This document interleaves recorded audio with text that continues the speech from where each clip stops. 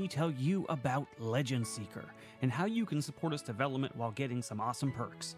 By subscribing to our Legendary tier on YouTube or becoming a paid member on our Discord or Patreon, you'll get early access to all Legend Seeker lore and mechanics. This means you'll be among the first to dive into the world of Legend Seeker and give direct feedback that will help shape the game. But that's not all. Supporters will also be the first to playtest the system and will get exclusive invites to private streams where we discuss the game in detail. Your input will play a huge role in making Legend Seeker the best that it can be. Now, for those of you who love watching our tabletop role-playing game shows, supporting Legend Seeker comes with some fun bonuses for the casts. Here's how it works. If you are a Copper or Common member on Discord or Patreon, you can give a $20 benefit to a player of your choice. Silver and Uncommon members can give 2 benefits to 2 players of your choice. If you go the YouTube route, you can give a $50 benefit to a player of your choice. And for the ultimate support, Gold and Mythic members on Discord and Patreon give a $20 benefit to 3 players of your choice. You can choose from all casts across Moonskull. Every bit of support goes directly towards making Legend Seeker a reality. It helps fund the art, writing, editing, and eventual publishing of the game. So, if you want to be a part of this journey and support our shows, join our Legendary tier on YouTube or become a member on Discord or Patreon. We couldn't do it without you, and we're excited to build Legend Seeker together. Thanks for watching, and I'll see you in the game.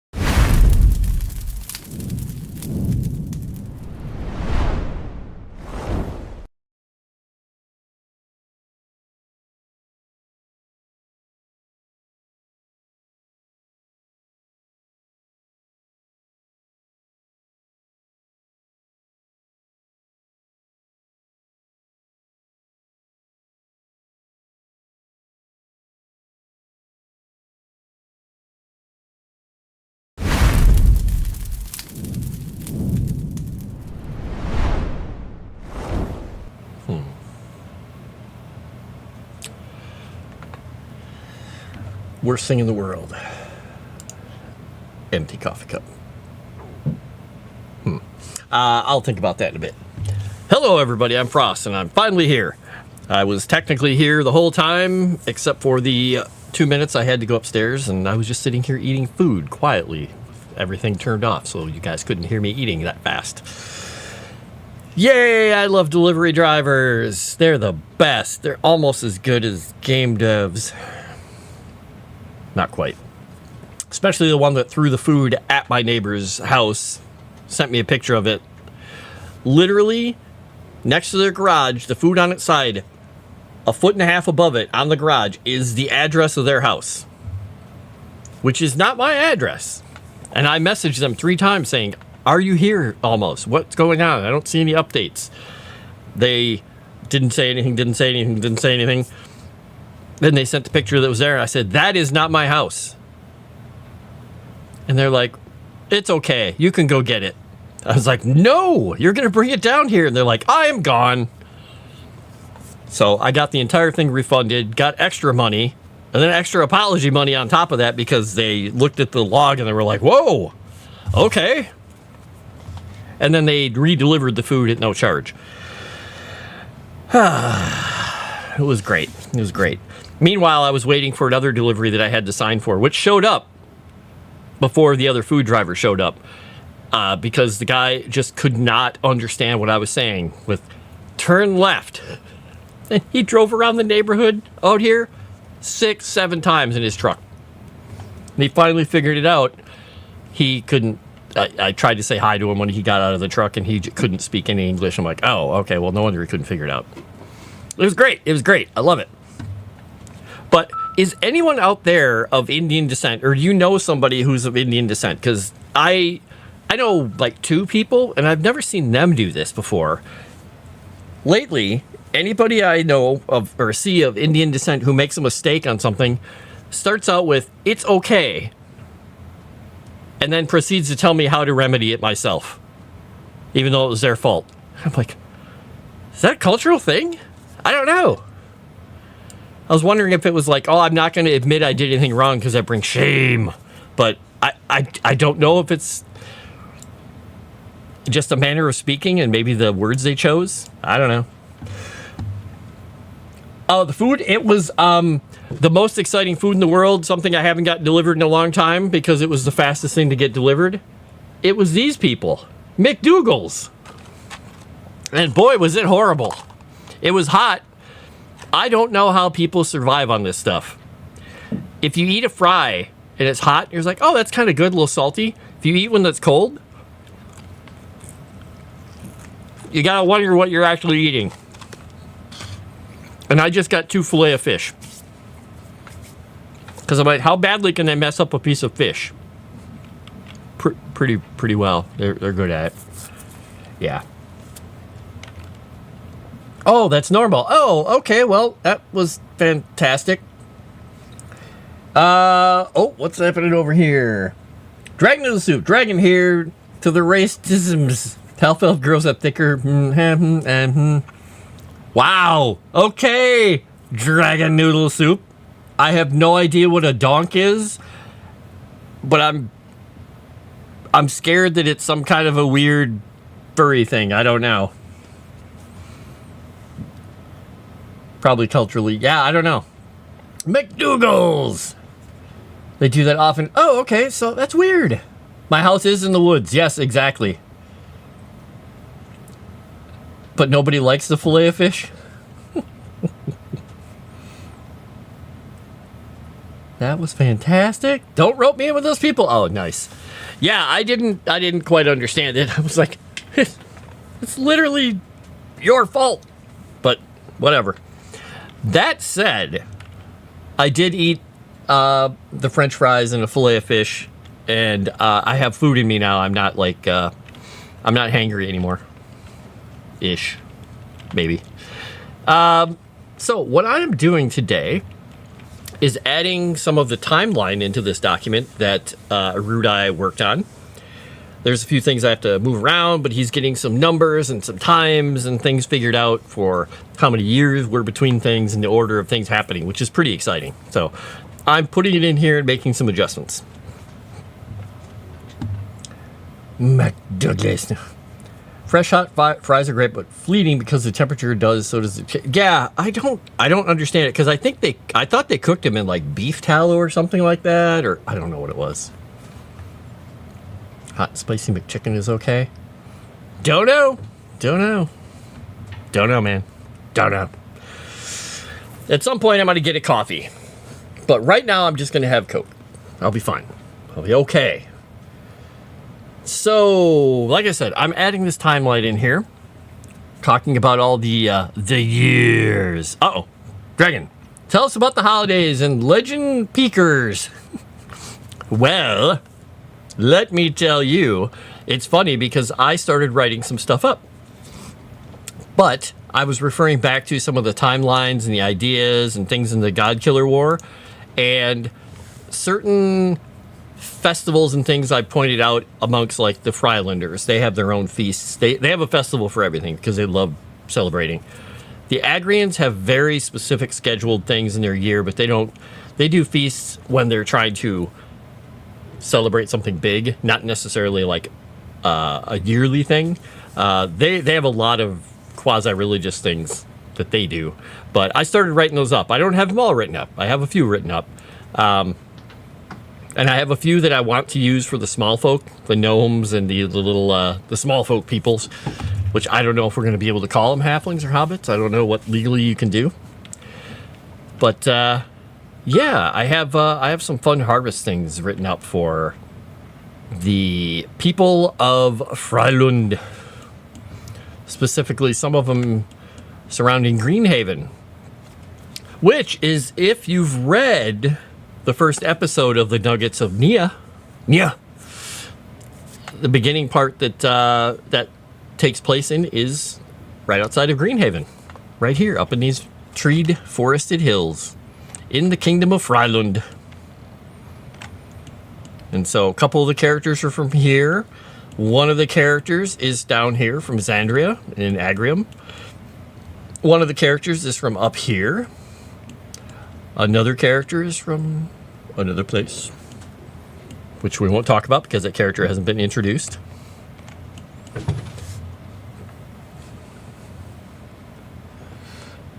Land of the Fries, land of the free people.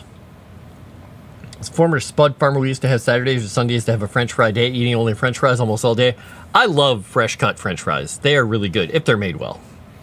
They do celebrate an anniversary from the God Killer War ended, but interestingly enough, different groups of people celebrate it slightly differently, and a couple of them on a completely different day.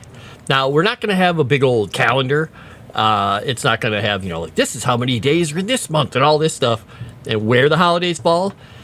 I'd like to write things like that up, but that's kind of really specific. So I'm putting those notes off to the side because I want to talk with Aruda and see how much of that should be in the book, how much of that is unimportant for the role-playing game, and just get a kind of sense of it. But yeah, the Soul Forged have a very different way of honoring that, because for them, the God Killer War ended as a species or a group when they were broken free from Grix's control, even though the war went on for a while after that. But they were free to make their own choices then. So for them, it's not only being free, it's the start of the downfall, the end of the war. You can say halflings, you can't say hobbit. My life for Frylandia. Hobbit is legally distinct. Yeah, and I thought halflings were pretty much just anybody could say that. But we're talking about small folk at the moment, just referring to them. Crescent, create a hostile work environment. Hey, do it. Now I'm craving them too. Yes. Oh. You're offended, Vijay? You know what I wanted to do? I wanted to see if I could find something that looked like a pair of night vision goggles and just put them on. So if you showed up, I'd have them on when you came on the stream. But I have nothing that even remotely looks like a set of night vision goggles. So I couldn't even poke you. You can't read. Everybody be kind to the cat. The cat can't read. And also the cat, I don't know why, Mr. Vijay, I don't know why you want night vision goggles. You're a cat. Why am I eating cold French fries? They get cold so fast, too. And there goes the cat on their race. They got a treat today because I had ribs yesterday, and that was what I was going to have for dinner today, the leftovers. I kind of went and took a nap after I streamed last night and didn't put them in the fridge. So they were sitting out all night. And I looked this morning, I'm like, oh, as much as I think I can, I normally just eat anything. It doesn't really matter. I'm like, those would literally just been sitting uncovered here. So what I did is I went over to the kitchen sink and I rinsed all of the, any of the sauce that was on the ribs, pulled all the ribs apart and took them out and gave them to the cats. You would have think that I had unleashed, I don't know, a wild caribou on them. They were acting like lions in the Serengeti, just rah, going after it. They loved it. It was a lot of meat too. I felt really bad because I wasted. Well, I didn't waste it. They got to eat a wonderful meal. But poor me, happy them. And you've never lived until you've seen a 7-pound house cat with a little short rib bone in her teeth, grabbing a hold of it with her paw on a cat who's twice her size, holding him down, going, "Rrrr." She's fierce. Humans in D&D Pathfinder are actually really big next to the other core races. You know, it is interesting because Calvino Souden, he's like, "Rawr." Actually, he's at the back door right now and he wants to come in, but I wasn't going to let him because I was busy eating. We have so much Christmas food. How's it going, Cal? How is it going? Yeah, they're running around up there like dorks because they have those bones and they keep fighting over them. There's nothing on them anymore. They're literally just a rib bone and they can't crack them or anything because they're cats, but they're fighting over them. Oh well. Dragon noodle soup has so much Christmas food. I am jealous. I didn't go anywhere or do anything for Christmas because my family was... I had a migraine, my family was quasi-sick, and we're rescheduling, so I hung out here. With all you people. Cute videos of people feeding kittens meat on YouTube. I do not doubt it. Cats are amazing. And trouble. I should probably go check and see if Calvino wants to come in now that I've already eaten my fast food and...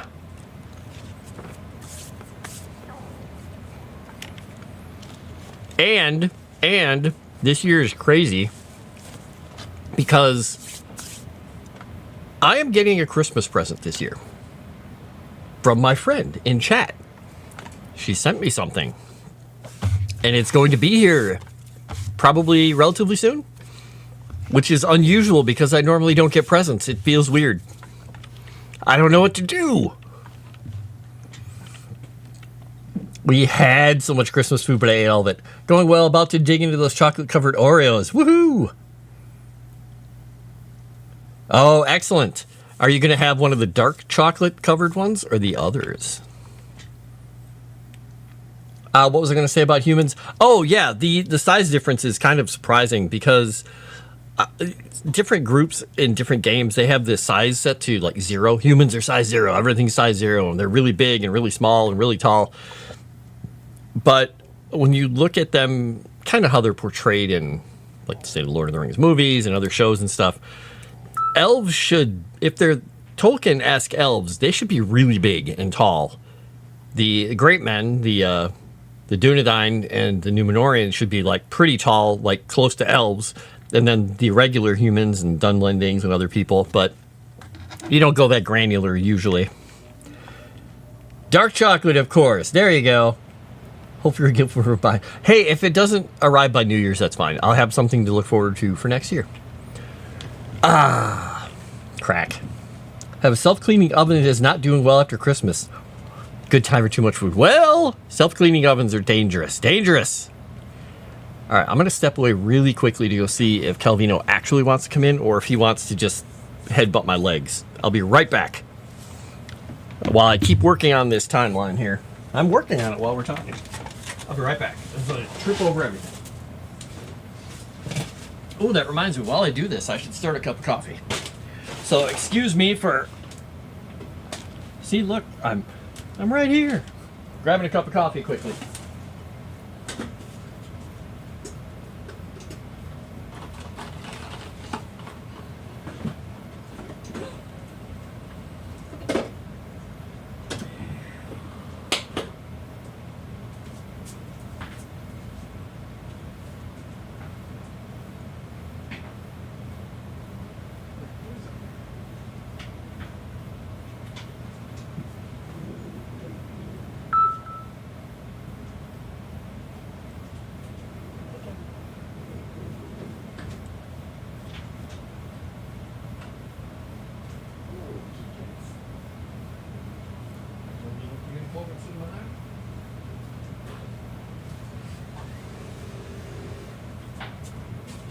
All right, the only downside of this little coffee thing is it takes almost 2 minutes to make a cup of coffee.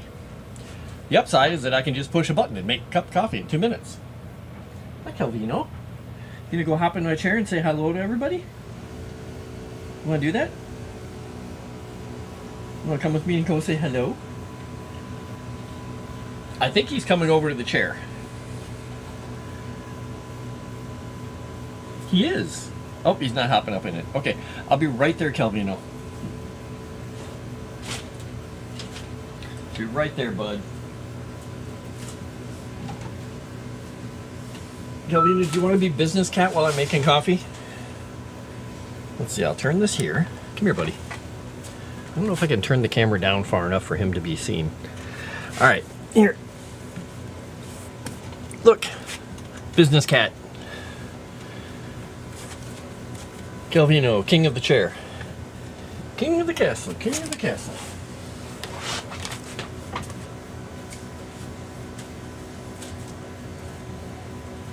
Calvino, up here. Say hi to everybody. Yeah, the camera's right up there. Hi, buddy.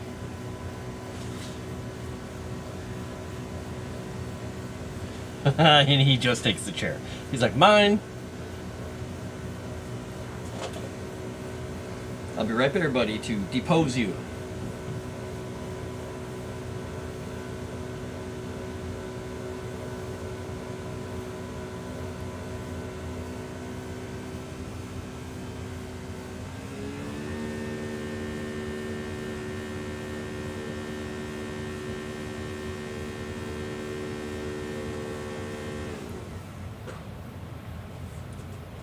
All right. Boop, boop, boop. We have a cup of coffee, Calvino. Hi. You want to come up? You want to come up with me? Come here. All right, I'm going to pick you up. Yes, I know you want to be on my lap. You don't want to be held onto. All right. I'll move the camera back up, Mr. Beefy. Chiefy Beefy. Oh, and there he goes. Flarped right on my lap. And this is him. Here, let's do this just so you can see. This is him. He just likes to sit here, and you can't quite see it, but his paw is on my keyboard. He's like, I want to keyboard it. All right, we're gonna put me back up here. This is a show all about me. I mean the writing. Yeah, it's not about me. Not about me. It's the writing. All right, now that he's all set and able to grab my hand, I'll see what chat's saying. It's Calvino. All right. Get on camera, Calvino. I like elves being shorter than humans, but taller than dwarves and also lithe. It's the Calvino. It is Kel's Italian friend. He is a 22-pound cat. And he is, like, from nose to butt about this long and about this tall. He is just a big cat in all respects. His little brother is like 8 pounds. But Calvino's just big. He and Wolfie are very large cats. Always changes. Yes, changing your keyboard to Russian. I wish I knew how she did that because I don't know. That's a pretty good key combo. It is all about me. All right, so we're going back here to this. That's something I should bug Rudai about too, because eventually he's going to be getting, the idea of, what the races look like and getting drawings done and size relationships. I'm curious if he's going to have the elves like taller than men, because right now, if you look here, I haven't written, I'm rewriting some of this stuff here. Creation of the elves.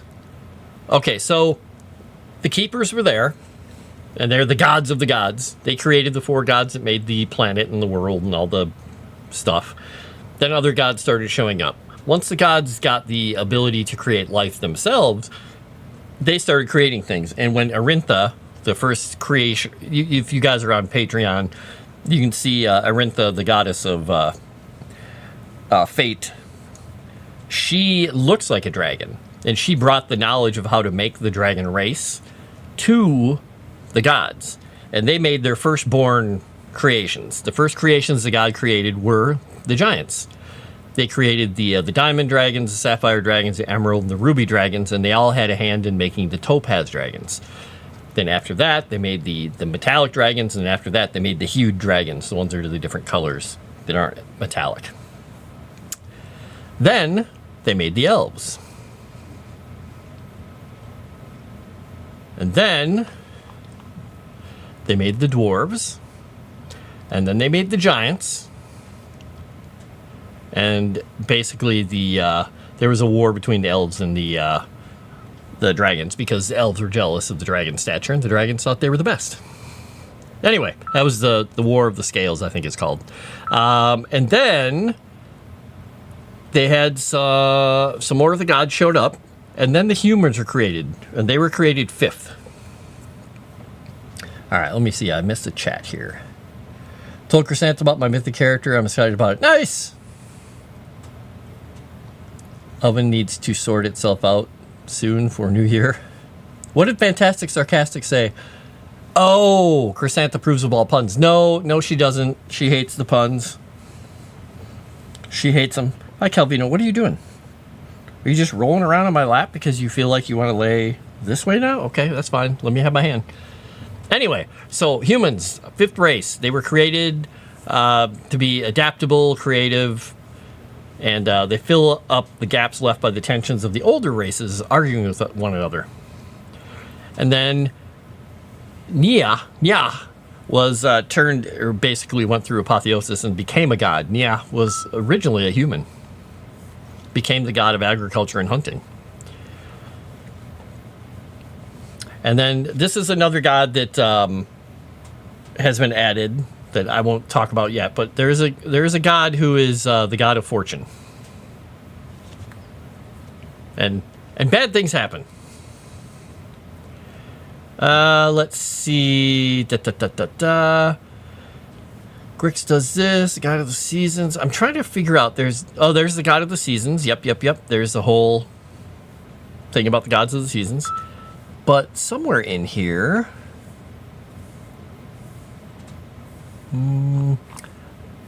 there's some stuff in here talking about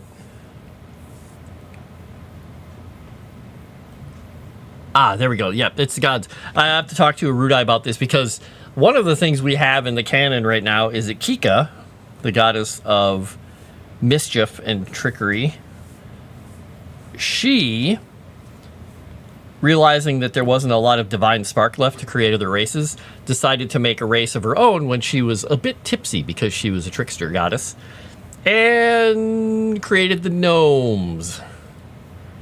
And I'm trying to remember if she created the gnomes and the halflings, but it's kind of a little bit of a joke because there wasn't enough left for them to make them a full-fledged large race, so that's why they're small. Small. Dougie Smalls loves puns. She just likes them with mints. Don't know about that one. Hi, Calvino. What's up? He's being really antsy. Some of the descriptions of the race on Patreon reuse the same words. Yeah, adaptable comes up a lot. And I joked with Arudai because he uses the word enigmatic somewhat often. And he realizes he overuses it. So I've been replacing that when I can. Gnomes are just leftovers. Yeah, I can't remember if it was the gnomes or the halflings that were the race. It could have been both. I don't remember. All right. Let's see. Where were we at here? We're in the age of the giants. Okay, I was going back through the gods here because there were a few notes I had to change. Here I thought you were trying to help me, but instead it appears you're trying to get me into trouble. I call hostile work environment. Yes! Fantastic Sarcastic makes the shorts when people do things on the channels that are clipped and then put into short little videos to call attention to the things that they've said. Fantastic Sarcastic is very good at it. Luckily, Tomix isn't here. Tomix is also a sower of chaos and trouble. Yep. And Crescent keeps a death counter and eats popcorn while people are duking it out. Crescent is our head mod, our head queen shirt, however you want to put it. Then again, I'm off work today and I should have known based on your username, so it's on me. Small because there wasn't enough left. Crescent is insulted. By the way, you may hear jokes about Crescent being short. She claims it's totally not true. She's full 5'2", so she's totally a giant. This is what I hear. Though I hear other people saying that that's not the case. Enigmatic is sadly an overused word. Yep. Puns, mints, punishment. Oh, Dave, no. That was horrible. You had to explain it to me for it to make sense, and it's even worse now that I know. I'm not short, I'm fun sized. Right.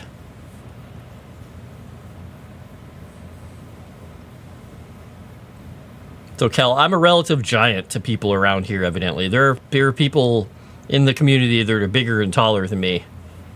But compared to some of the people, I am a giant. All right, let's see. Arendor, the god of nature and the winds, or the wilds. Hi, buddy. Calvino stealing my hands. I'm going to read this a little bit. I told the Rudai there's a creature that would be cool to make that I don't think is in other systems would be cool for it to be connected to my character. Ah, cool. He loves ideas. We throw ideas back and forth a lot. Short women are the best people. Yes. I can attest to the fact that Kel, even though she's shorter than me, is a good person. She is the best people. Calvino would agree, wouldn't you? He's like, what? What did I do? What did I do, sir? What are you doing? You rolling over again? Okay. He is so restless right now. Froste the Giant. You try. You don't have to try. You do a good job. All right. So Vulcan, the god of creation and innovation, arrives next, crafting the tools and structures necessary for the emerging world. I think I'm going to flavor-wise rework each one of these, but they're getting it a point across. I had to change a couple things right now because one of the gods was actually born of two of the other gods, and it was written in here incorrectly. All right. Mordecai is tasked with guarding death and the afterlife, ensures the natural cycle of existence. Okay. And then I had to move Davila up in the order here because she and Arendor are the god and goddess that give birth to Thalassa, the goddess of the sea. Oh. Okay. Create creatures to inhabit them. Huh. I can attest, Chrysanth is not fun. Ooh, wow. Shots fired. All right. And the elves are created as a second race, embodying beauty, intellect, and harmony with nature. Okay. Stop. Oh, pff. If you were in here all the time, Kel, you'd see that the chat often takes severe turns into weird subjects, like we'll talk about food or we'll talk about weird cultures or anything. We go off on tangents all the time. I'll leave that job to everyone else here. Fun chatting with you all. Blessings in the new year. Ciao, Frost and Calvino. Calvino, do you want to come up and say hello and goodbye? Come here, chunky man. Oh, come here, chunky monkey, come here. Oh my gosh, I think you've gained a pound. You want to say goodbye? You want to say goodbye to everybody? You want to say goodbye to Cal? He's like, not really. I was kind of comfortable there, Pop. He's like, this is okay, though. Don't fall asleep there. No, don't fall asleep there. Okay, here, lay on my lap and fall asleep. Don't headbutt my coffee cup either. Thank you. Dork. Use him for bicep curls. Yeah, I could. He's a beef. He's a beef. I mean, when he snuggles in when I'm sleeping at night and he gets underneath my chin and decides he wants to headbutt the underside of my chin and push it up so he could lay closer to me or something, he knocks my head aside. He just was like, move. He is not shy about moving me around. And he's got some oomph behind him. All right, the elves. Elves are created the second race. Okay, this sparks jealousy and tension with the dragons, who see themselves as the rightful rulers of creation. Okay. I'm going to have to expand on that a little bit. Oh, you're throwing fur at me, Kelvino. Thanks. Yeah, that's your fur flying through the air. A furk out. You're right. And goodbye if you're taking off there for real, Kel. Thank you for stopping by and saying hello.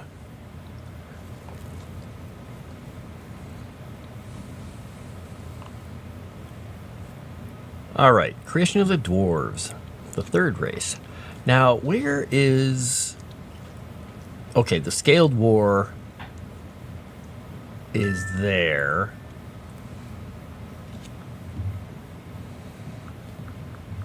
Hi. Ding. Okay.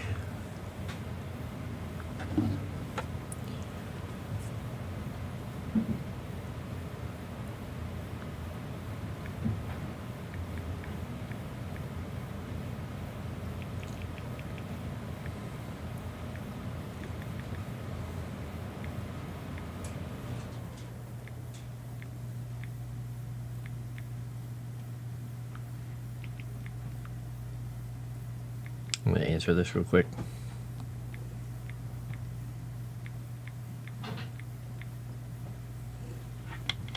Oh my gosh, I can't. What? Calvino, he's trying to steal my hands because he wants to bite my fingers. You're making things appear. Look, you're making things appear. You're moving things around like the microphone. You're moving my whole desk, buddy.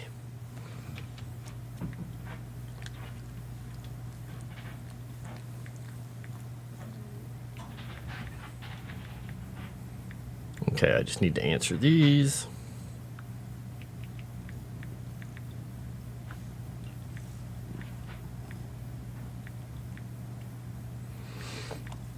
Oh, my neighbor just sent me a message and brought the food over and set it on my front porch.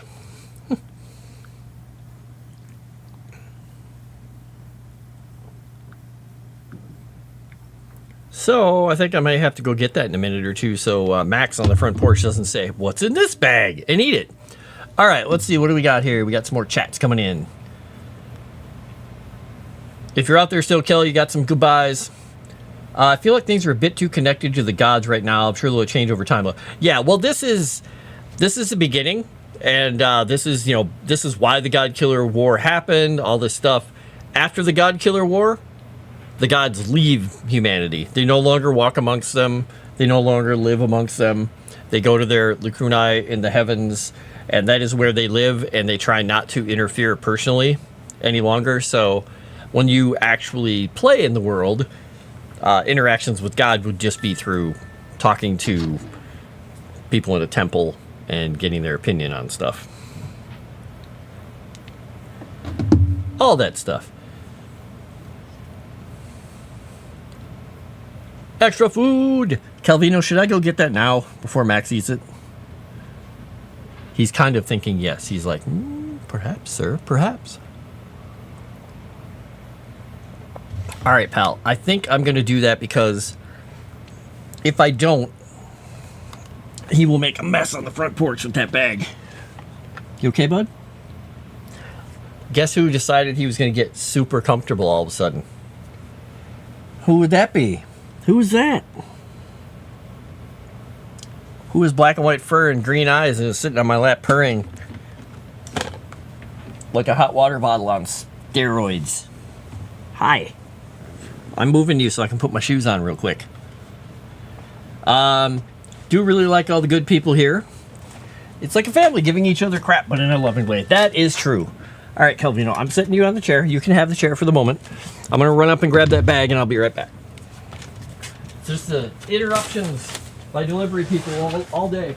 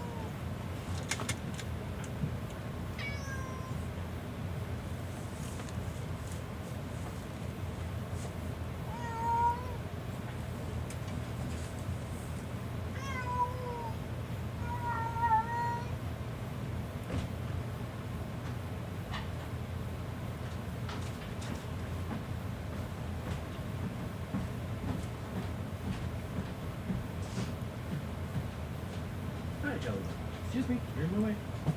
Yeah, you gotta move. Can't walk through you.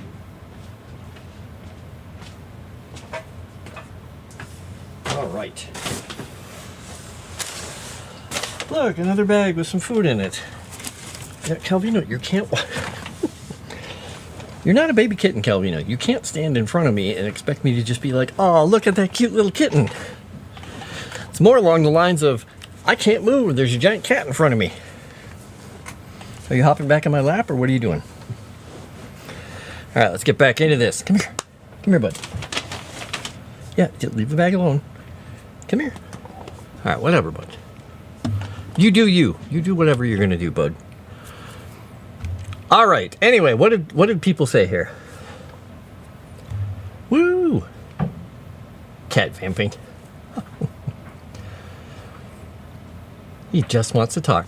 What? Are you coming up or not? You can't sit right there. Oh, come here. Come here. If you're coming up, come up. Buddy. Hi. Yeah, don't just smoosh your face into everything. Say hi. All right. Let's see. Humans. What? Come on up. Come here. Can you guys hear him talking? He's just talking constantly, nonstop. What do you need? Do you want to go outside, or what do you want? I'm not going to get anywhere today. My goodness. It's almost like it's, the day after Christmas, and everything's just discombobulated. Calvino, you make a choice, and you stick with it, okay? He's just digging through everything down here. I don't even know what he's doing now. Whatever. All right. Creation of the dwarves. They're the mediators, right? The rise of the giants. Okay, it's the Scaled War, the Great Accord.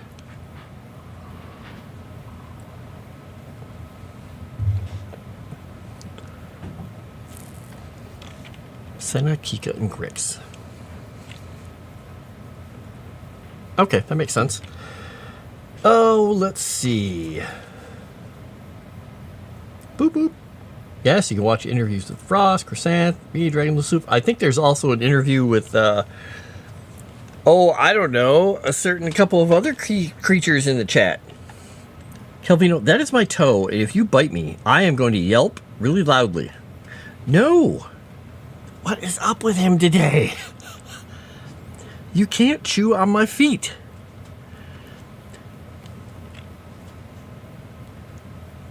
He's got a hold of my big toe. All right, you holding it hostage, or what are you doing? Okay, thank you. You let it go. Ooh, I was worried there for a second. Thought it was going to be 9 toes. All right, after the Scaled War, Santa, Kika, and Grix are created.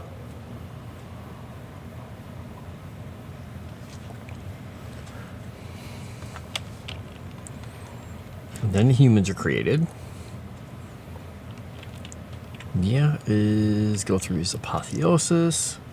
And that one is apotheosis as well. Depletion of the spark. No night vision goggles for you. Calvino, do you need to go out? You are acting just like a goofball right now.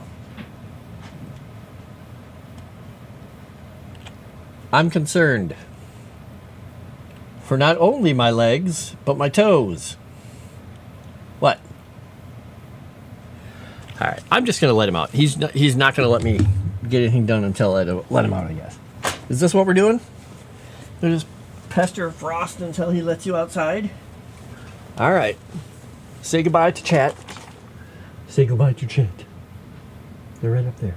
Say goodbye. Hi. Ready? Okay, let's go. I'm going to personally escort you to the door so you don't get any ideas about running behind something somewhere and playing.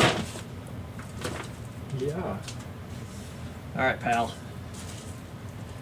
Welcome to the party, pal.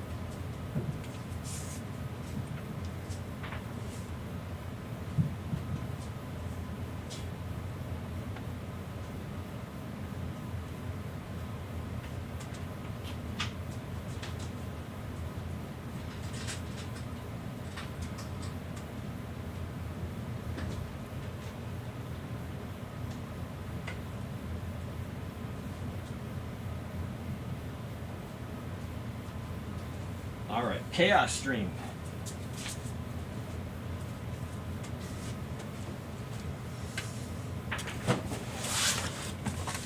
Chaos Stream Incarnate. All right, finally, no more deliveries, no more stopping by the door, no more cats. They're all outside. Ish. Maybe. All right. I don't have goggles, but I do have an NV red dot.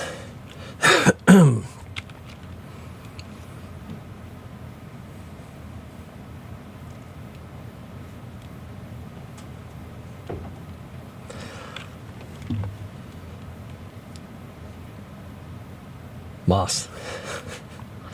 Moss's interview. Oh, he's got so much to say all the time. He will say all kinds of things to me all the time.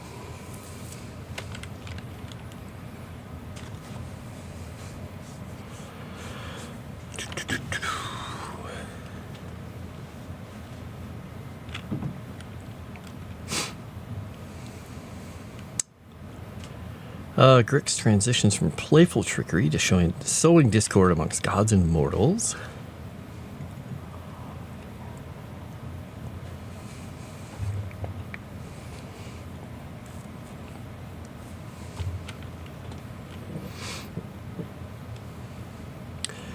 We'll just have to, I'm going to highlight this one because I'm going to have to rewrite that a little bit.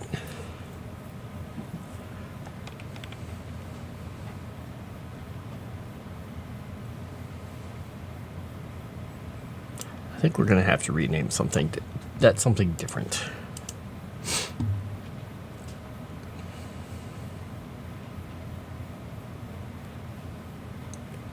Okay, his deception.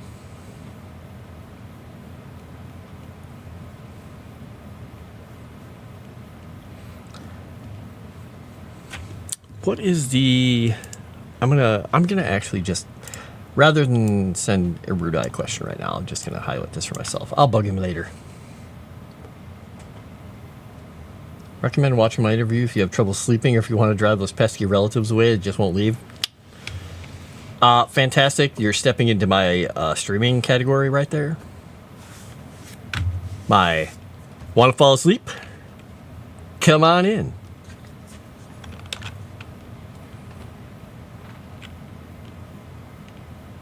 It was you. You dragged my name through the mud. I'm not sure how, but I will never forget this. Are you not sure how he drug your name through the mud, or are you not sure how you will never forget this? Which is it? Just checking. Asking for a friend. Okay, this is these two gods. All right.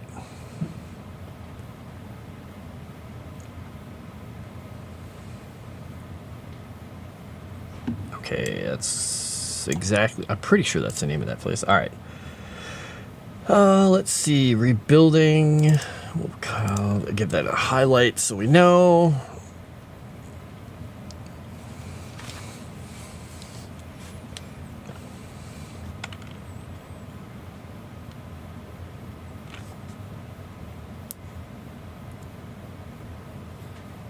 All right, and 500 after.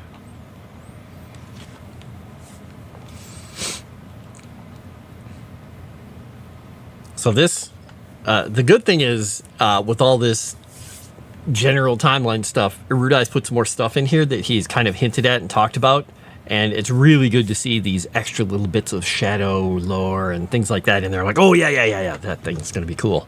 Oh, that's cool because it's got a date associated or a date range associated with it.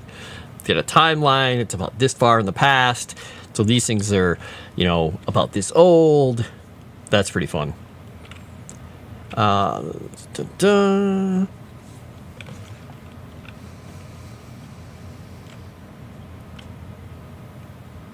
Uneasy truce. Okay. And there's a lot of fun things going on behind the scenes with like dragons and other legendary creatures and things that are fun. Okay, good. So,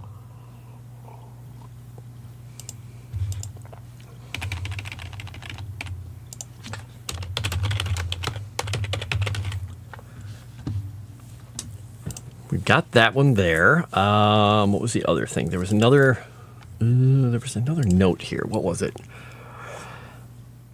Oh, it was the detail breakdown. Yeah. I'm assuming this is going to have to go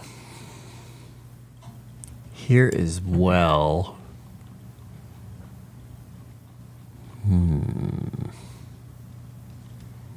I guess maybe we'll put this after. We'll put this after the story. Because I wrote the entire God Killer War story up again in here. There's the epilogue, and we go back down there. Okay.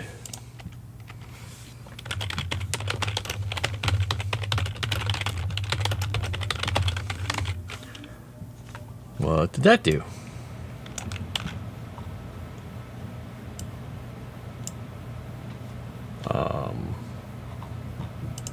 Something just happened to the document. It just decided to go boop. I have no idea what just happened to the document. That isn't a good thing. All right, we're going to have to close it and hope it didn't lose all of its stuff, because if it did, I'm going to have to go back and retrieve it. I don't like it when Word does stupid things. Makes me unhappy. How about that? All right, back where I was. Yeah, I have no idea what it did there, but we'll go 4. Oh, wait, was it a 4 or 5? This is heading 2. Okay, we'll go with 2. I don't remember what I had these actually all set as, so we'll do 2. Though that's my introduction. This is the Godlands. What did I call it here? I never said a thing on it. Okay, we'll put it at a heading of 2. That's the end of that. There's the Godlands archive. All right, we're gonna go here. We're gonna throw this in here. Wonders what decides if a race is magical or not. What happens if they're in an area that doesn't support magic? He's got. Oh, you've had a message before that. Never mind. Sorry. Sorcerer is just any magically charged thing that can think. I don't think that's how sorcerers are exactly defined in this setting. I know that some people will say naturally inclined, but yeah. Oop, I've got a message from Erudite. What is he saying? Oh, excellent.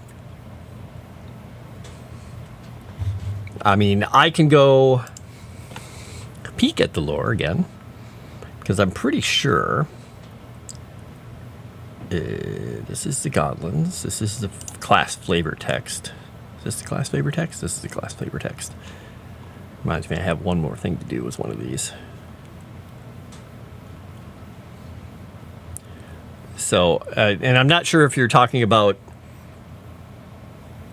the sorcerer is just the idea of a sorcerer, because there is no, I don't think there is a sorcerer, is there? Wait, there's the warlock and witch.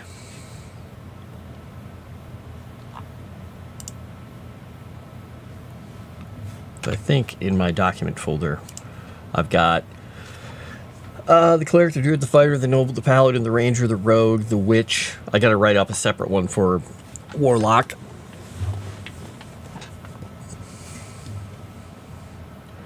The Soulforge are technically just people in a magical shell. It's like Magic Shell.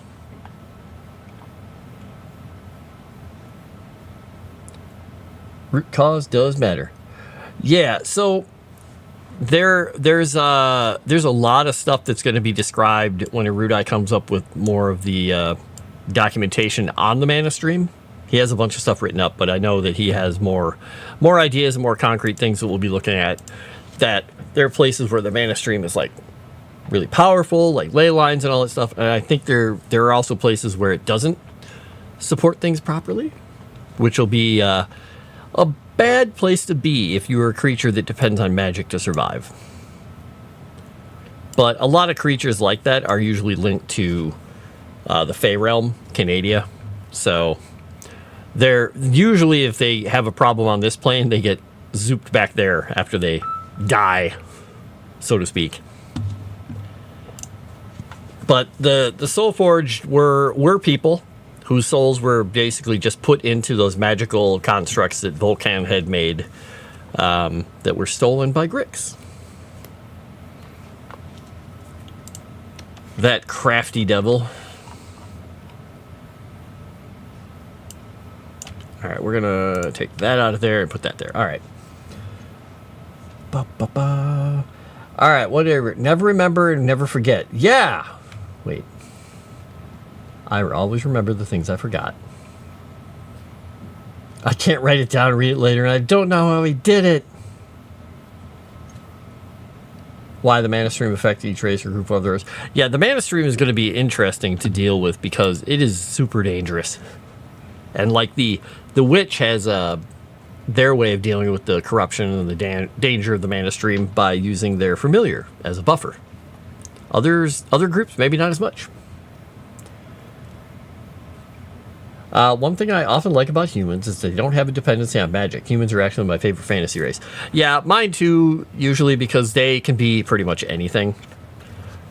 And while any race could technically be almost anything they want, humans are just super, I guess, fluid. They can find a way in a method going through into almost anything. Honestly, they can take anything and work with it because they know their time on the world is a little shorter than others. So they are very inventive. But they also have a tendency to do really crazy things. Hence the wizards that were creating things down in the jungles. Like velociraptors and things like that, which no one in their right mind should have been messing around with. Okay, deciphers ancient text, overcomes deadly traps, manipulates the hidden guardians of the Keeper's vaults. Okay, we're going to put this down here too, because I don't know if I want that called that.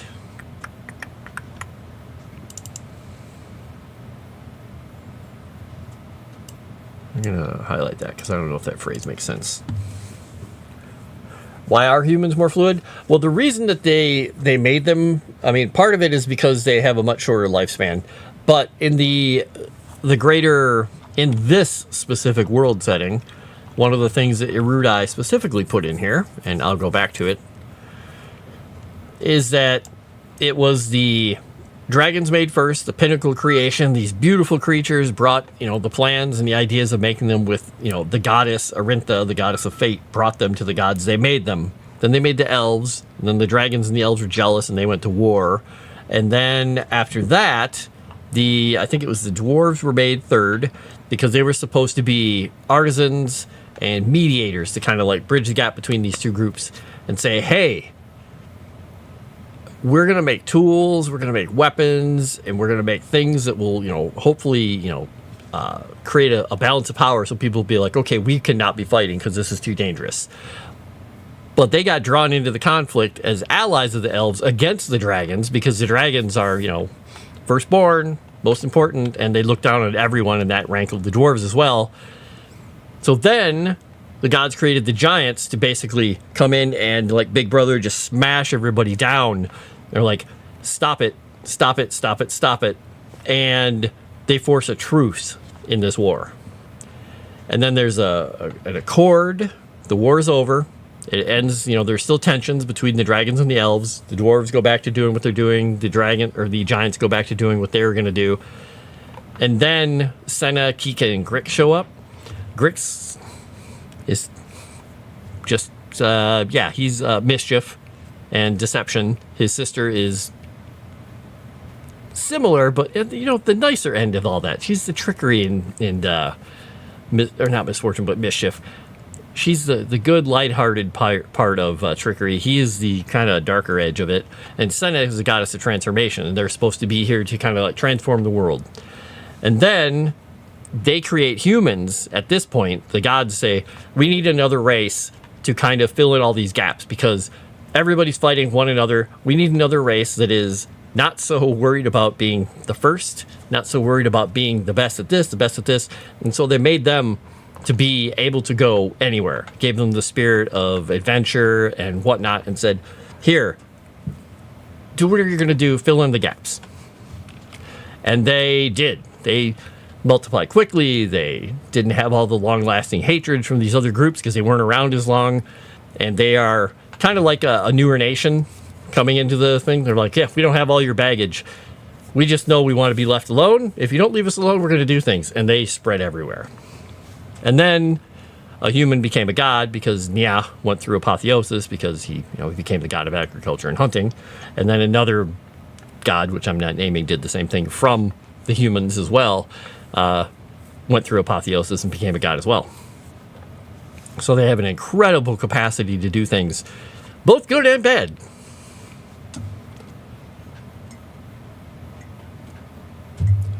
Man O Stream sounds like a nightclub with a rainbow. No!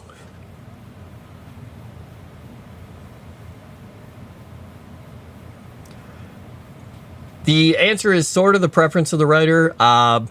And also, I mean, humans have the ability to kind of fill in any gap they want because they aren't beholden to the old traditions. They're making their own new way through everything.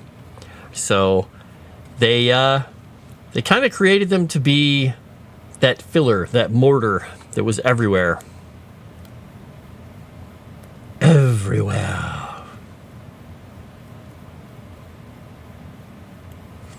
Yep, humans becoming God should be expected, really. Yeah, exactly. And it's happened a few times in the history, and then they decided that's probably not the safest thing in the world because humans are incredibly ambitious, so they made it much more difficult to happen later on.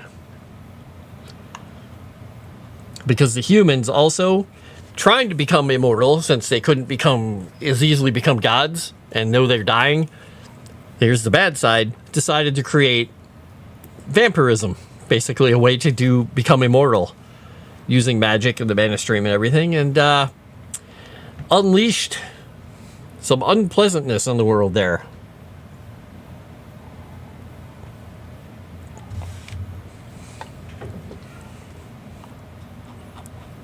All right, I'm gonna go back down to past the store. Did I type that wrong? No, timeline. Okay. I was like, did I type the word timeline wrong? No. Timeline is right.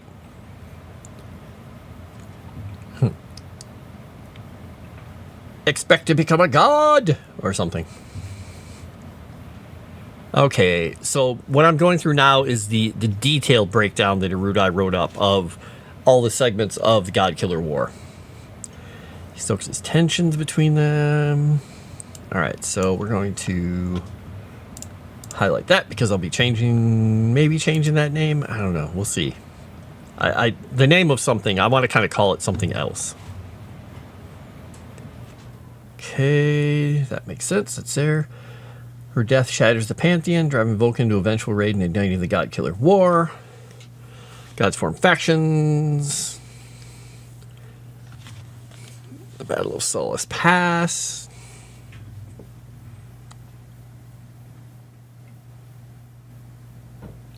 Okay, there's the Sanctuary of Senna's Fall. Oh, good. He actually put the Sanctuary into the timeline. Nice.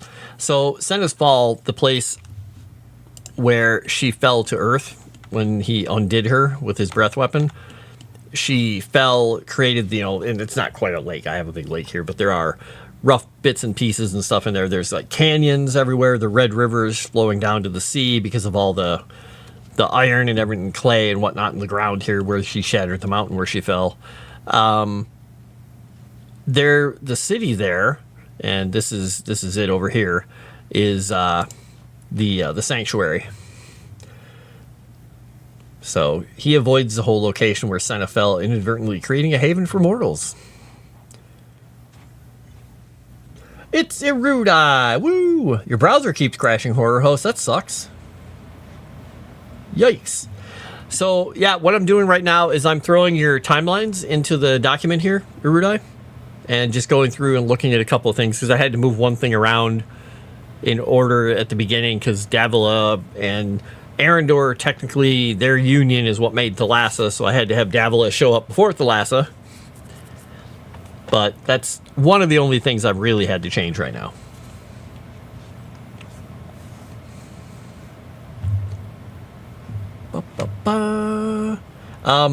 Though, I think Dragon Noodle Soup had a question. He had a question. He said, also, what decides if a race is magical or not, and what happens if they're in an area that doesn't support magic?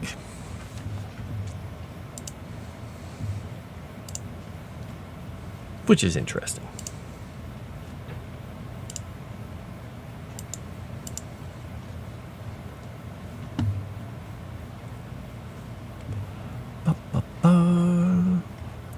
All right, Siege of Iron Spire.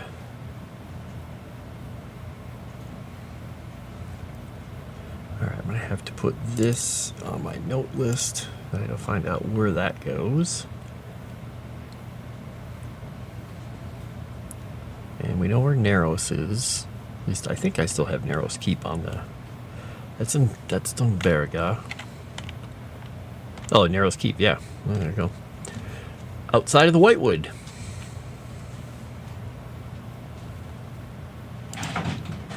Oh my gosh, cats. They're still playing with those rib bones.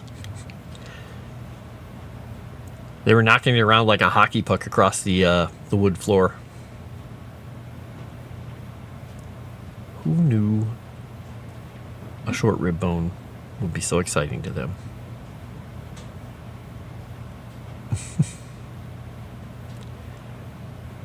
Savael compels the city's population. Okay, yep. Not going to say that one out loud because that's a fun little thing that you'll figure out from reading this later. Sinking entire fleets.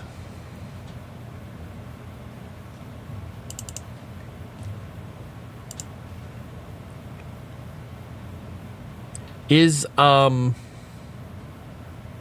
have to remind me here also, Erudai, is Ilaris? Because I just, right now, I just have it called Lost Thalassia because this is where they basically destroyed everything in the war. To find out if Ilaris is the main city that was there, I can't remember. I got a book for Christmas. Has a castle on the cover that looked familiar. Then I found out I have been to that castle. Oh, nice.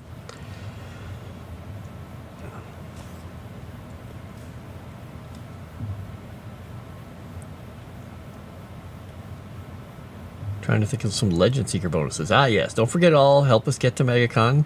And by us, that means Erudai and Sevi. Get them to MegaCon so you can kick them in the shins. I mean, say hi to them.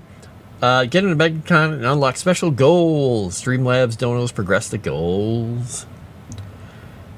Alright, if the souls of Soulforged, this is Dragon Noodle Soup, are bound to the shells through magic, I would imagine they can't enter an area that isn't supported through magic, or the soul might leave the body.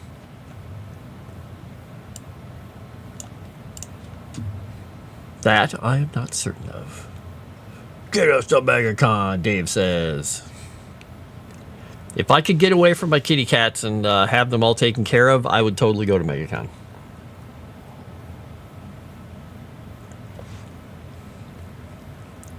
But my family isn't really big into helping me with stuff. They love it when I help them with stuff. They don't really help me much. So, meh. I just said that, Streamlabs. Well, Erudai Streamlabs is, Streamlabs doesn't know what you just said. Streamlabs is totally unaware that you exist. Because Streamlabs is a jerk. I would go to MegaCon, but I'm going to Hawaii, too close to it. Oh, nice, Horror Host. Where are you going to go to in Hawaii? The 2 times I've been there, I stayed on Maui both times. We should get your cats to MegaCon. Oh, that'd be quite a thing. Just let them loose in the convention hall. They'd be face-kicking people everywhere. All right, through the Ascended Citadel. All right, we're going to mark that one so I remember to come back to it. Disney Resort there. My family has a Disney Vacation Club membership. Ah, I'm not sure where a Disney resort is on the Hawaiian Islands, or what a Disney Vacation Club is. Is it like you have a guaranteed like place, or you always have a room in a hotel available, or something like that? I don't know. They joined Grix. Okay, there we go. Mid-war chaos, default Eldwin. All right, and Eldwin, as we know, is right down here. Okay. Really just going for Pearl Harbor. Yeah, I didn't even get to go to Pearl Harbor. I thought I was going to be going everywhere, but I was just enjoying not doing anything so much that I spent a lot of time in a hammock on a beach just reading in Hawaii. I did go, helicopter tours and all that stuff and hiking up mountains, but I didn't even get over to the other islands ever. I was going to take a sub trip, like one of those little sightseeing subs that has, the open sides and glass sides or whatever, so you go down and they just go out into the shallows with a number of people. But the same problem I had with the helicopter rides is I was too big, and most of the tourists were either a lot of people from Asian countries and very tiny, and they had trouble balancing the loads with me being on there, or one of the sub places said I wouldn't fit in there because they had the height. You couldn't be over 6 feet for safety purposes or something, I guess, because it's cramped. It's like, okay, great. So I didn't get to go on my little sub trip. Okay, Grixis forces demand.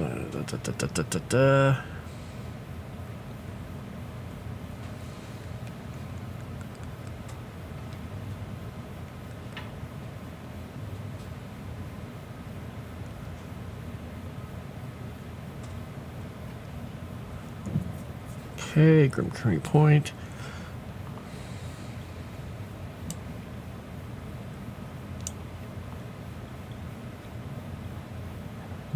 We'll think about that. Okay. The bump. Oh, nice, Dragon Noodle Soup. You are very kind. Dragon has given more money than Frost on Streamlabs. No! Damn you, Dragon Noodle Soup. Horror Host says it's like exclusive timeshares. DVC exclusive. Oh, okay. That they own. All right, got it. Got it.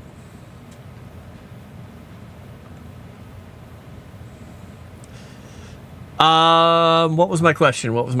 Oh, I think Dragon Noodle Soup reiterated it. Said if the souls of the Soul Forge are bound to the shells through magic, I would imagine they can't enter an area that isn't supported through magic, or the soul might leave the body.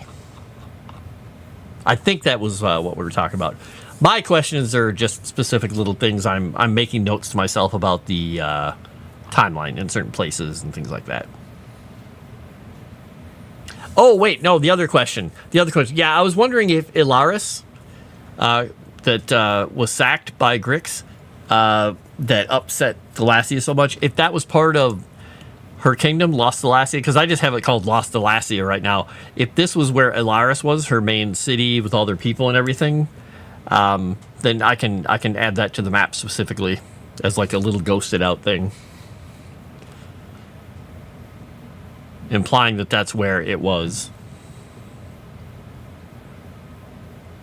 Would noodles be a meal type in the Godlands? Noodles would definitely be a meal type, especially over in Kiru. Would totally be there, but also in Agrium, because like all good conquering nations that, for the good of everyone, created their whole empire of the whole Godlands under their control. Even though Kiru stayed out of it, they traded with them and they stole all the best ideas from everybody. So kind of like Italy and like say China and Japan, everybody argues about who originally came up with this and that, and it's all, you think pasta, you think Italy, they think pasta, and they're like, obviously it was China or Japan or somewhere, but one never knows. But yeah, there'll be noodle dishes. And especially, even in Fryland, they have their version, which would probably be akin to, like, Spetzel.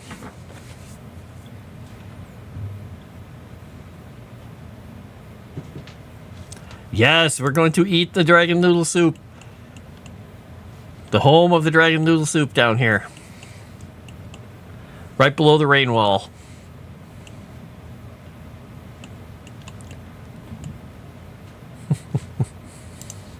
Boop. All right, fall of Eldraine. Okay, here we go. This is the Dark Elves. Not eat me, no. Canoodles. What about Kanish?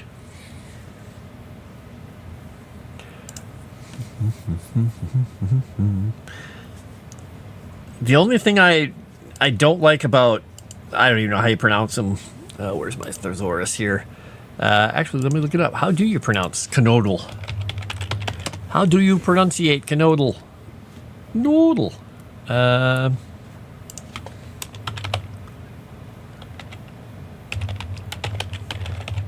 I didn't like them because they just tasted like a big thing of dough, but that was maybe just the way my family made them. I liked Spetzel because you could put anything on them. Oh, it's literally just the word for dumpling. Okay, let's see what it says here. Somewhere in a hotel. All I want to do is hear the thing. They're going to put a commercial on here that's longer.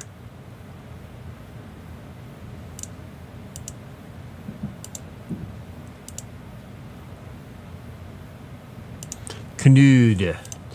Okay, there we go. But that's just me. Has an umlaut. I'm just being lazy. No, you will be eaten like a Bolivian soccer team. Oh no!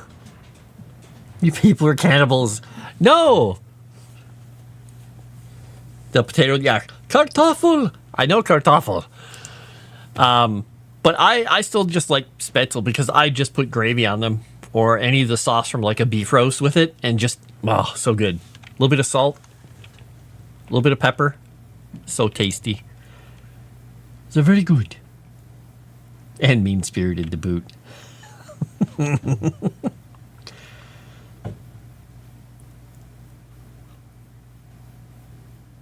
Oh, Spetzels are so good. And the thing is, I found that people said that there are ways to make it. They have like a special thing you use that squirts them out into the water. We would make them on a plate, just the whole thing of dough. And even as a kid, we'd have a pressure cooker full of water or a normal thing full of water. You start tilting the plate, and you had a super sharp butcher knife, and you would just cut. Just cut, and you would just shave off little bits, and it would just fall in, and whatever shape they made is whatever they made.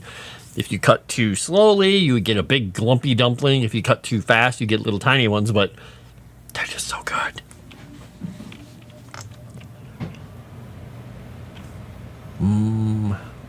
Weihnachten. Rotgal. We got a lot of dishes figured out for Fryland here, I see. Oh, scissors over the pot. Okay, there we go. We just use a knife. Nothing more fun than being a 10-year-old with a butcher knife. Being trusted. Okay. Trap at the Shrouded Expanse.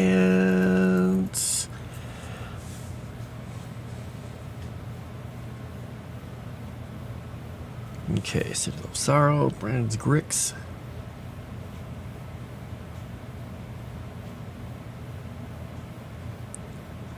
I'm going to highlight that because we don't know what the name of the place is going to be. And don't forget, people, if you haven't voted, you can vote on the name of the world. You can vote either on Patreon, or I think you can vote also over in the Legend Seeker section on Discord.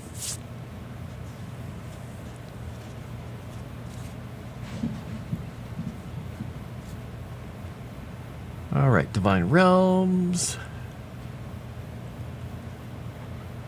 Okay, there we go. We got all those bits and pieces in there.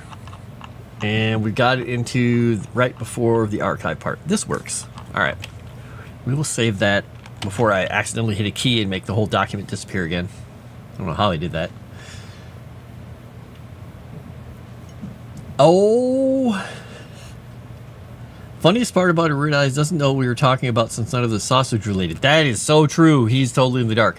We should do a no talking to Chrysanth on Fridays thing. You can only talk to her AI. Call it No Flesh Meat Fridays. Wow. Chrysanth, do you feel called out? Wait, it's not Friday, right? I can talk to you? I can talk to you. Okay, got it. You're yelling at a Rude Eye in DMs?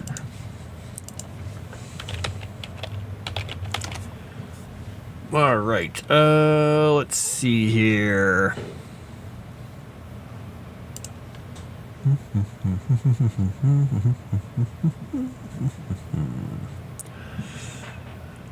Let's see here. There we go. All right, this is the detailed. Okay, I can close that now, and I can close that one too. I can leave my thesaurus open, and that's all I need. That's all I need is my thesaurus and this dog and this remote. That just sounds like a day off to me.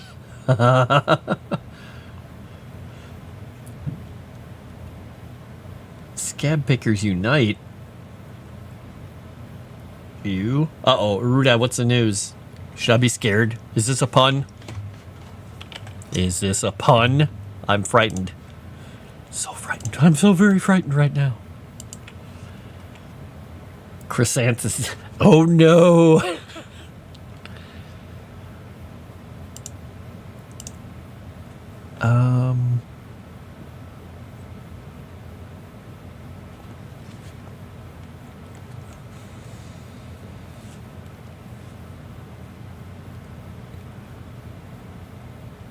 I just saw a tweet from somebody talking about somebody named Alana Pierce having a side quest in Cyberpunk 2077. Who is Alana Pierce?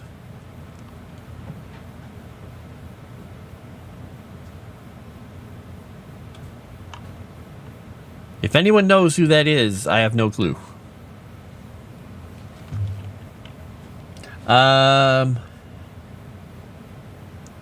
Those pickers. Chrysanth won an election. Don't tell them what you did. She is now officially mayor of Simp City. Wow.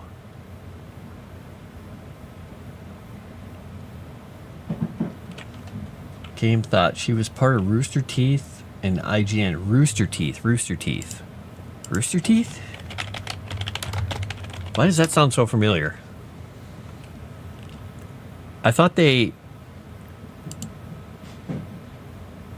Oh, those guys. Yeah. They did the red versus blue thing. Yep. I have never heard of her before. She joined Simp City, won an election against MCU fan. So wait, okay.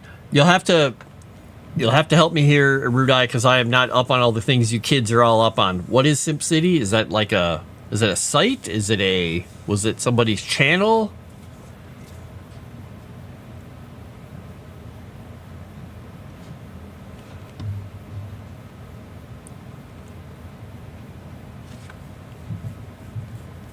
Girl after Morgan. I don't know who any of those people are. Being a person who makes video games, I never watched video game hosts and shows and all that crap. I was too busy just making games. So people would be like, oh yeah, this is this person. They're going to interview this person and they're going to talk about our game. And I'm like, who? Who is this person? I don't know who they are. I insulted someone once when they came to our company. And one of them walked up to me. This is not the person who was the streamer who walked up to me. I had no idea who he was. This is one of the game journalist people was asking me questions about things and saying, oh, well, I did a thing on this, blah, blah, blah. And I was like, okay, cool. And they seemed really like confused that I wasn't so overwhelmed and excited and bubbly and happy to see them. And I'm just like, I don't know who this person is. It's just some random person showing up and started talking to me. Like, oh my God, that is blah, blah, blah. They didn't want to talk to anybody but you.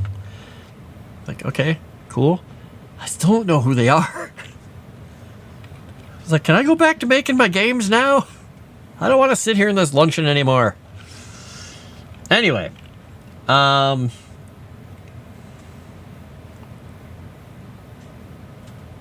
SimCity is a secret subthread in G&D Discord that you can only see if tagged. Oh, I don't think I'm in the Geeks and Gamers Discord even. The main Geeks and Gamers Discord. Angry Joe.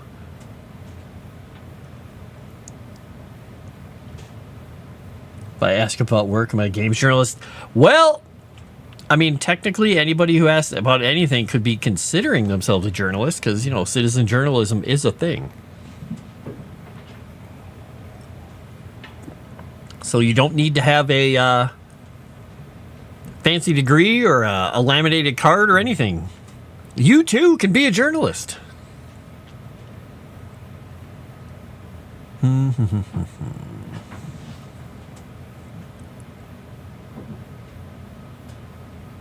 All right.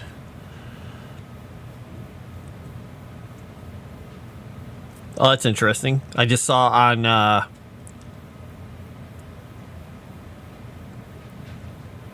interesting. I don't know who is Niobe Comics. I see on X they just say we all owe Eric July an apology. I now stand with Eric. Like something posted by Rip Reverse Goalposts. Then right below it is Evil Dead Ash saying, who's the greatest villain of all time? And then they showed the Kurgan. So I've got quite the Twitter feed.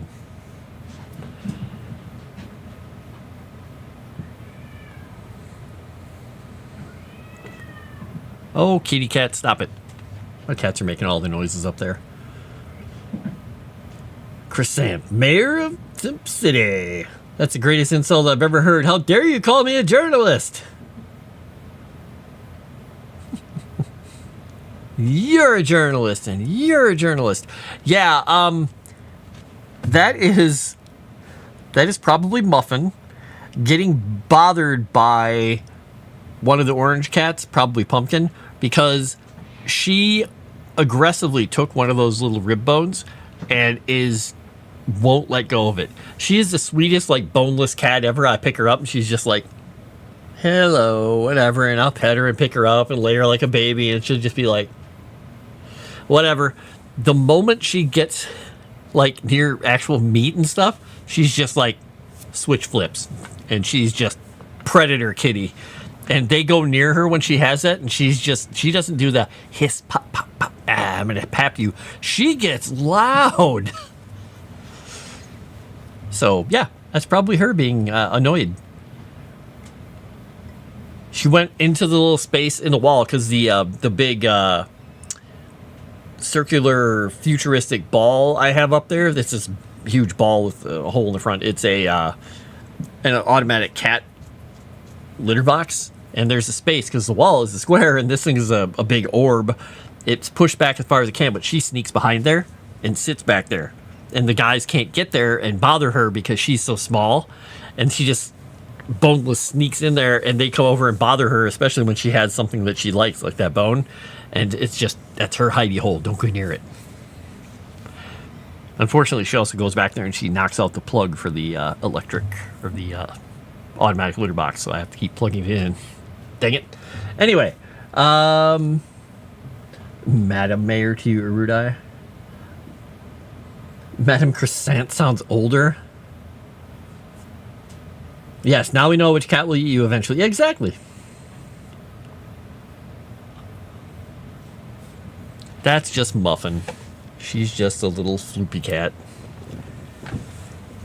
All right, so I got this whole timeline in here.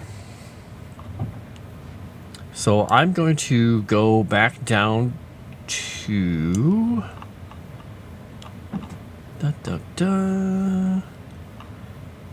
That's the notable dragons. All right, last time we were working on stuff, we were working on traditions in the Caustic Strand.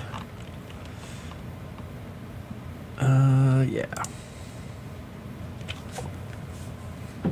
Got her elected, so once she has a position, she gets the title Madam Mayor.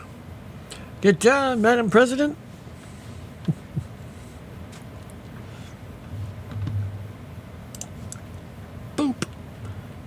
Okay. So, what did I do? I did something for the traditions up here. I want to harken back to it. This is the Frylanders. Okay, and arguing is the pastime. They're really bugging her. I may have to go take the bone away, though she'll be all upset, and she'll wander around looking for it. I may have to deal with some...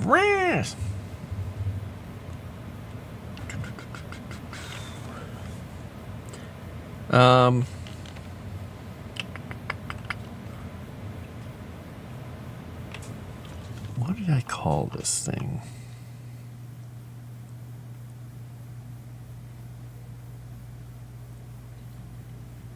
Okay.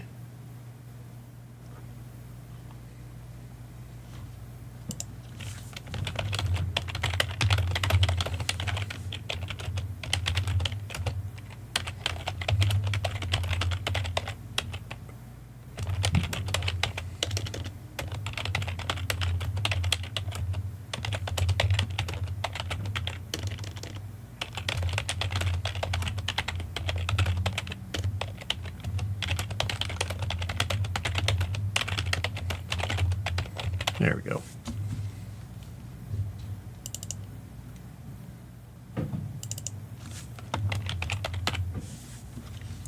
Let's see.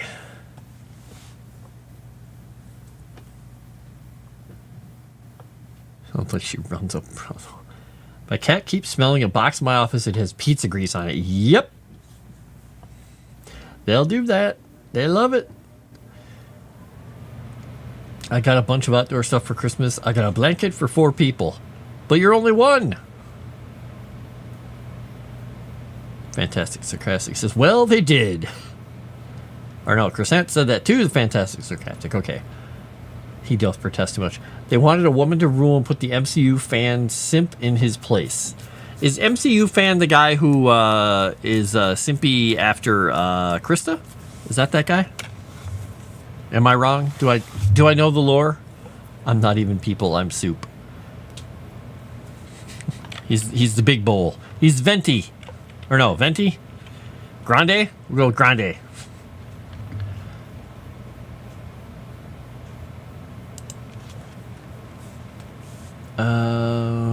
We'll say let's. Oops, nope. Let's. There we go.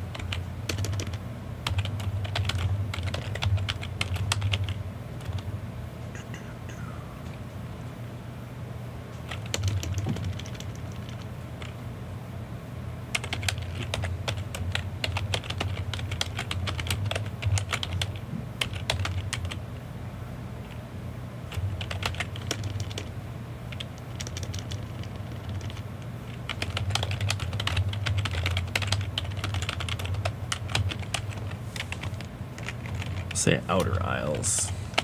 Right now I'm just writing up some of the traditions of the people of Efor, of the Caustic Strand. Grand noodle soup. I thought you said garden noodle soup. MCU fan is simpy for Krista. Okay. Hey, look at that. I knew a piece of the lore.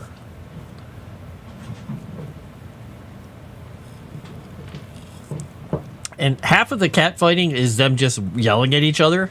The rest of it is them running around because since I gave them that, 2 of the cats who love to run the most, the ones who almost run like Trinity, whoops, sorry for that noise there, I punched my microphone, like Matrix style running, like Trinity running on the wall, are Pumpkin, who's an orange cat, and his compatriot in nonsense, Mariodoc, who is Mary. Pippin, his brother, much more calm, doesn't run around like a race cat. Those 2, they will just chase each other around the house just all hours of the day or night whenever they feel like it. And boy, do they make noise.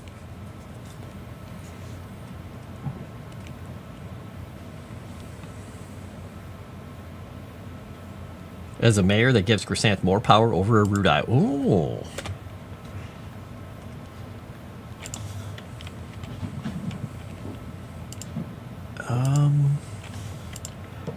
Don't need that comma there. There we go.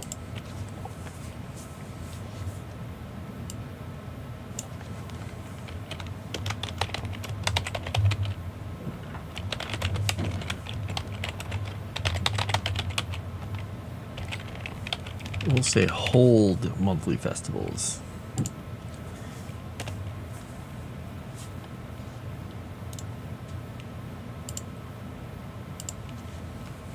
Okay, that works. It's a functional, a fun tradition, but functional.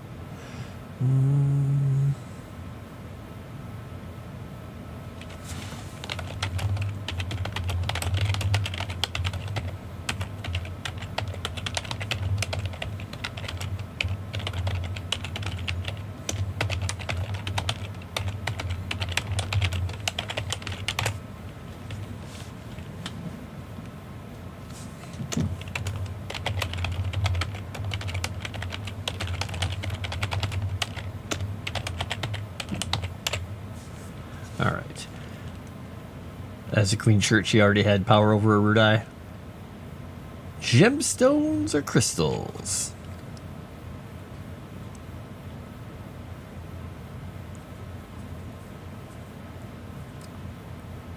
Gemstones important for magic item making? It's a great question. I would say any natural item that is honed well.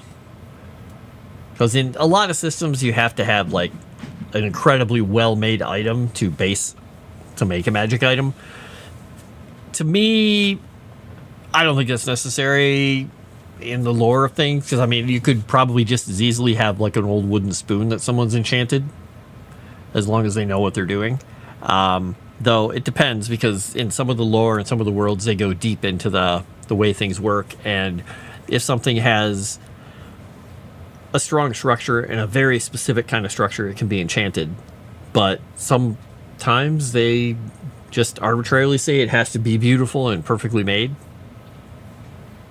So, I mean, is a raw gemstone less likely to be useful in a magic item than a perfectly cut gemstone? I don't know. I think there's a lot of power in raw items, but they're not as pretty. That is for sure. And people like their magic items to be pretty.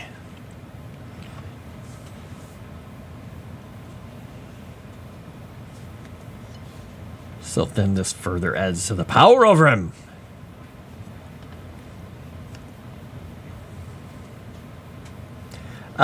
It really depends on what you think about druids, because druids in classic literature and stuff were not exactly the innovative craftsmen that created everything. Otherwise, they would have taken out the Romans. But when it comes to, using magic and stuff, it could. I mean, you could do things. It's just a lot of druids wouldn't do a lot of things like that, because you'd want to use the materials in their natural habitat. And while you could argue that, karst and things in stone caverns getting washed away makes some pretty impressive structures and stuff, it's not like you're pouring concrete forms to do it. You're removing things. It's subtractive rather than additive.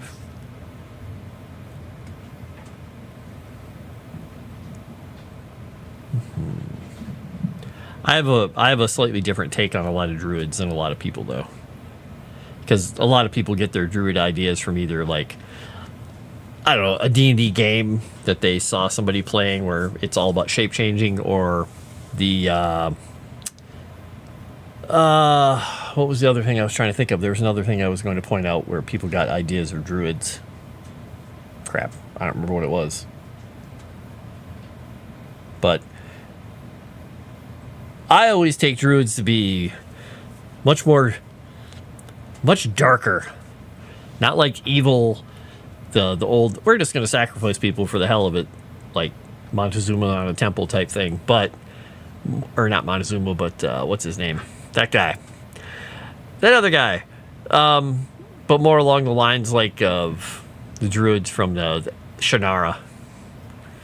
Keepers of lore and hidden things that people don't want to remember, or shouldn't remember, or have forgotten accidentally.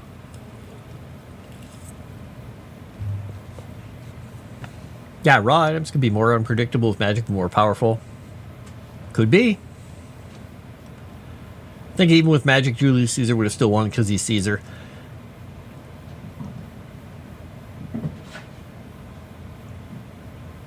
Yeah, I don't think there's enough info out there to really tell what druids and things, because every time I read another historical book on like anything in Roman Britain or this and that, they're like, oh, we just discovered. Like, oh, that goes against everything you said last time. You said you discovered everything. Archaeologists. Wickerman. Never seen the Wickerman. But then again, I'm not a lover of people getting immolated or whatever it is. Is it immolated? I guess technically they're immolating them. Immolation. How did I... Oh, I think my document got switched. Let me move this around here for a little bit. Let's see if we can get that centered properly for you. There you go. When I reopened the document, it resized it. Dang it. Anyway, what was I doing here? Oh, the food and the traditions of the people of the Strand.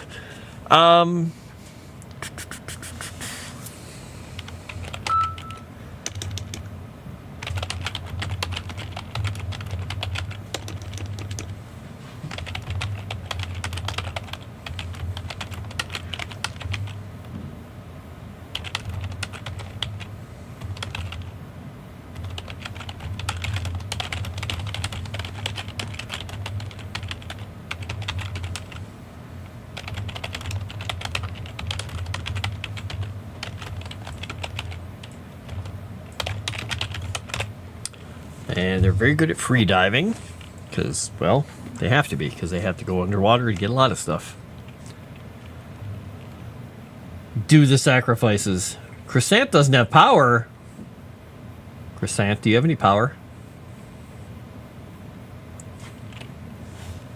You like the asterisk kind of druids? Okay.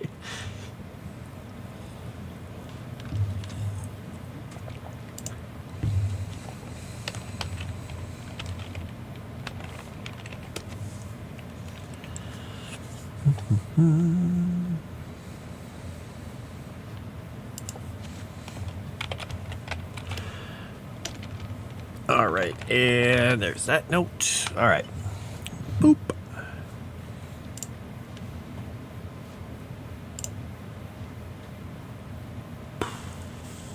Okay. Well, Queen shirt, be good. Uh-oh. Uh-oh.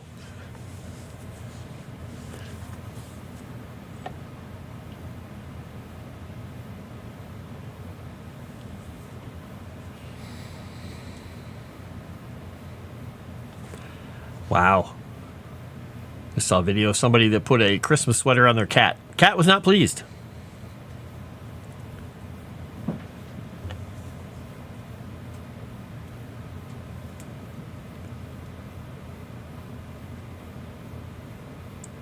Oh, interesting. I just saw a video also of a Norwegian forest cat. I've seen these before. I didn't know that that's what they were called with their little downturned ears. They look like a Maine Coon, but, well, different. All right, so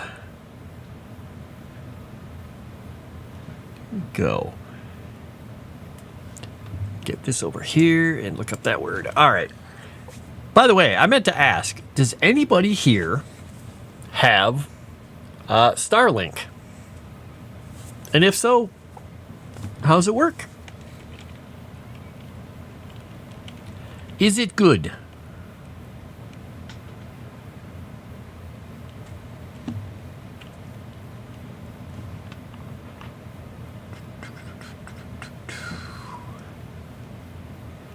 All right, we're going to make that one smaller, and then we're going to move this. Martial readiness.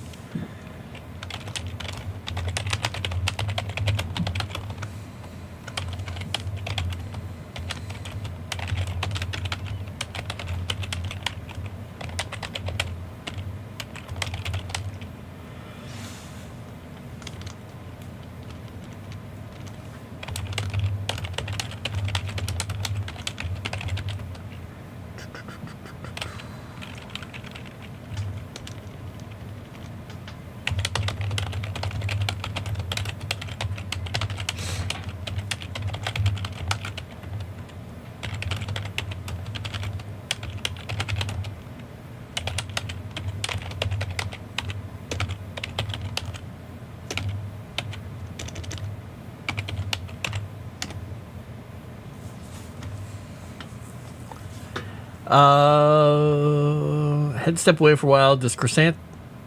No, they don't help you get down there with these goals. Does Chrysanth... They don't help you get down there with these goals. Not sure what that means, Jensen. I think I'm missing a word in there. Starlink uses satellites to make the internet, Frost. Yes! I'm just curious if it's good.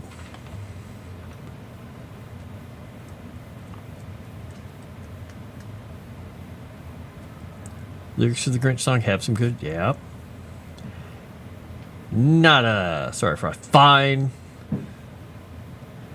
It is inspired by Dr. Seuss.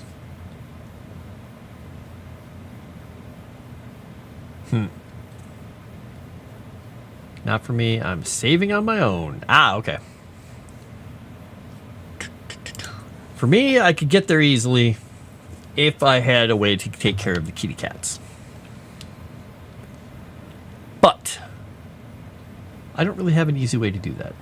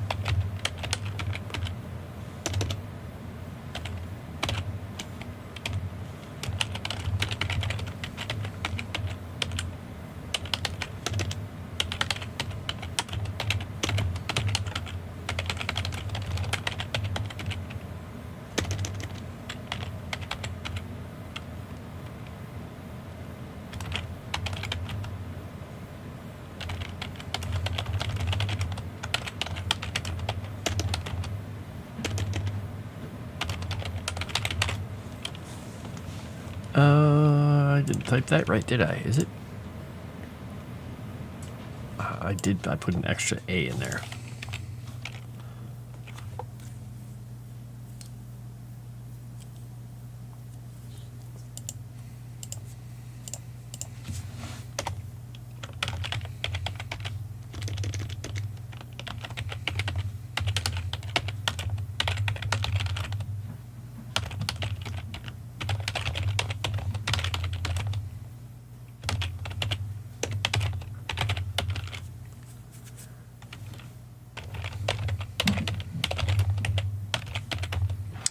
What do you call soldiers or ships that are given a letter of marque? Are they like freebooters? No. I think freebooter implies they're still a pirate, right?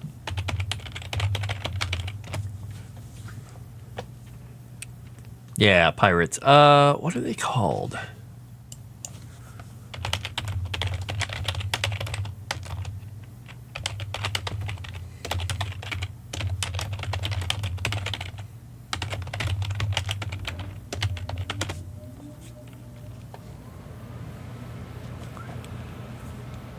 Privateer. That's what it is.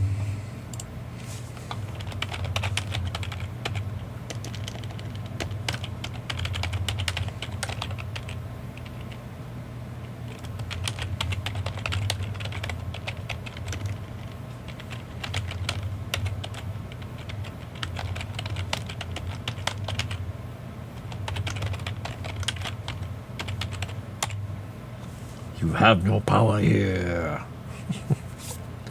Yeah, there you go, privateer. Privateer. Horror host got to it right before I did. Freebooters are pirates. Privateers letter mark. Yeah, okay. Yep, I figured it out. I had to go look online because I couldn't remember if it was... Yeah, I'm not up on my pirate etiquette, evidently. If the goodness of the internet is based on the contents, it's bad. Well, yeah. You actually rewatched the Jim Carrey Grinch movie today? I think I saw it once. I think. Yeah, I'm pretty sure I saw it.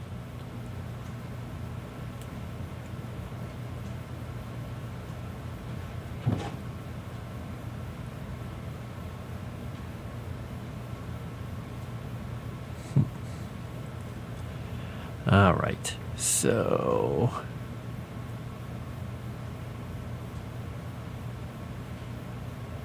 Oh, that's mean, but funny. I'm sorry. I just looked over and saw a video that popped up on X, and it said how to cause local panic in your city. And it's a person who had a big clear party balloon with an LED blinking inside it, and a little tube balloon that you make a balloon animal from with LEDs blinking on either end. And they must have filled it with hydrogen or helium, and they just let it go.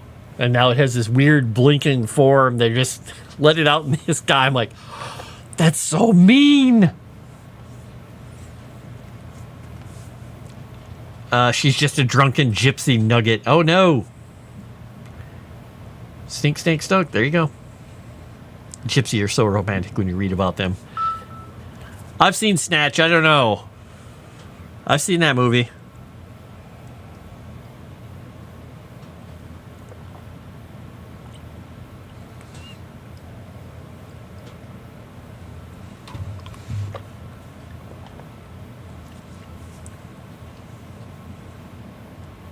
Ah, Buccaneers Barbecue. I did not know that, Horror Host. That has nothing to do with sausage, but it does have meat in it, so I like it.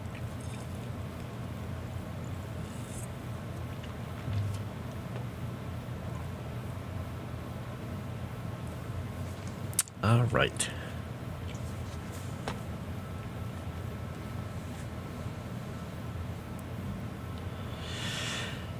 Oh, let's see. If I change that one. All right, I've only got 3 minutes left. All right, I don't know what that person is doing, but they're dumb. Sending me... Okay, that message doesn't make a whole lot of sense.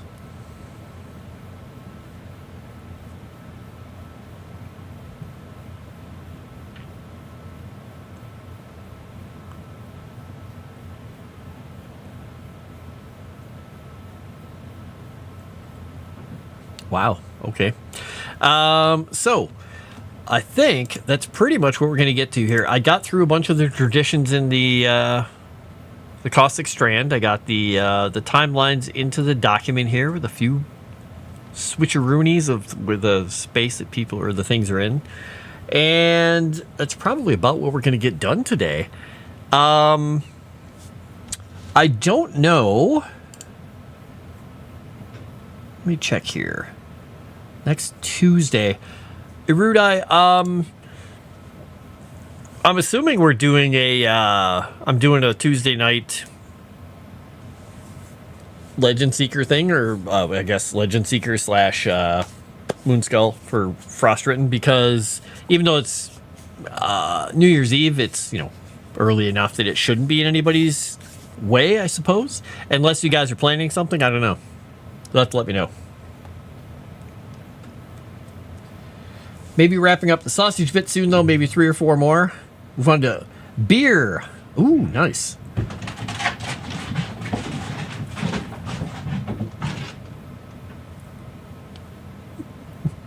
Next week it's Legend Seeker only, no Moonskull. Okay, so does that mean it won't be on the Moonskull YouTube, but it also won't be on the X Moonskull? So it'll just be on Legend Seeker YouTube and not on Kick?